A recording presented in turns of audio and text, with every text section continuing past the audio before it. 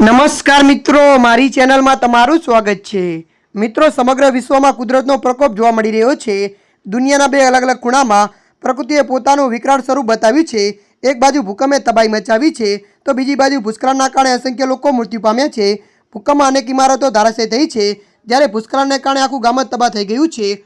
અફઘાનિસ્તાનથી લઈને સુદાન સુધી કુદરતનો કહેર જોવા મળ્યો છે, જેમાં અફઘાનિસ્તાનમાં ભૂકંપે 1000થી વધુ લોકોના જીવ લીધા છે, જ્યારે સુદાનમાં ભૂસ્ખલનના કારણે 1000થી વધુ લોકોએ પોતાના જીવ ગુમાવ્યા છે। અફઘાનિસ્તાન અને સુદાનમાં આવેલી આ બે આફતોમાં અત્યાર સુધીમાં કુલ 2100થી વધુ લોકોના મોત થયા છે।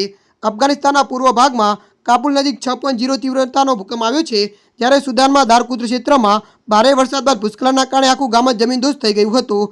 આ આફતોએ માત્ર જાનમાલનું નુકસાન જ નથી કર્યું, પરંતુ જે વિસ્તાર પહેલેથી સંકટગ્રસ્ત હતા તે માનવી સંકટને વધુ ઊંડું બનાવ્યું છે।